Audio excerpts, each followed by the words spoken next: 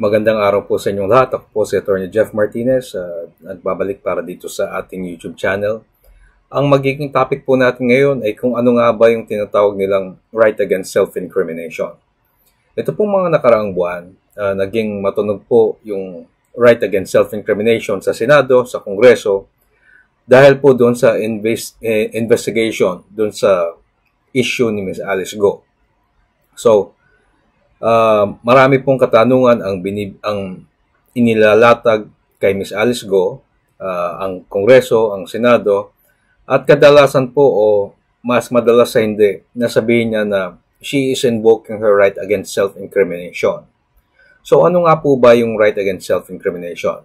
Yung right against self-incrimination po ay isang karapatan ng isang tao sa ilalim ng ating saligang batas, Section 17, Article 3 ng 1987 Constitution. Ang sabi po doon is, no person shall be compelled to bear witness against himself.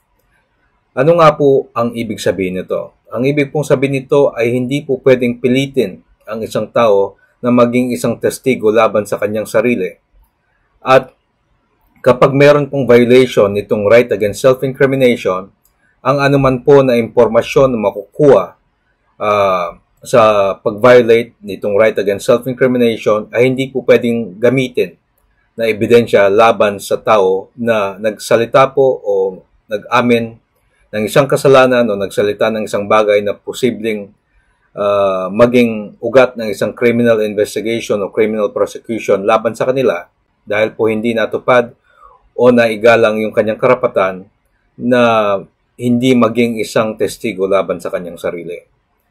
So ito pong nangyayari sa Senado, sa Kongreso, kung yung mga pag-amin o salita na nabanggit ng mga witness dyan o yung mga taong iniimbestigahan, si Alice Go, si Cassandra Ong, at yung iba pang mga personalidad na nakakapagsalita po ng pag-amin o posible na nagsalita ng isang bagay na posibleng humantong sa isang criminal prosecution, yung mga salita pong yan o yung pag-amin nila ay hindi po pwedeng magamit sa hukuman o hindi pwedeng magamit na ebidensya laban sa kanila kapag sila po ay kakasuhan.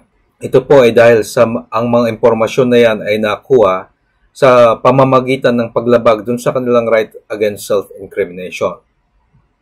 Kaya po minsan kahit na nga ano pa yung sinabi ng isang inimbestigan na tao dyan sa Senado, sa Kongreso, kahit na tingin natin malakas po yung ebidensya laban sa kanila kasi sila na mismo yung umamin sa kanilang kasalanan, hindi po sila nakukonvict pagdating sa korte dahil yung ebidensya pong yon o yung kanilang pag-amin ay hindi po pwedeng gamitin sa hukuman dito sa ating bansa.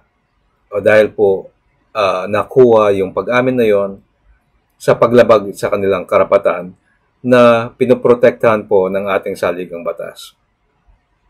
Sana po ay may natutunan kayo ngayong araw na to. Maraming salamat. Thank you.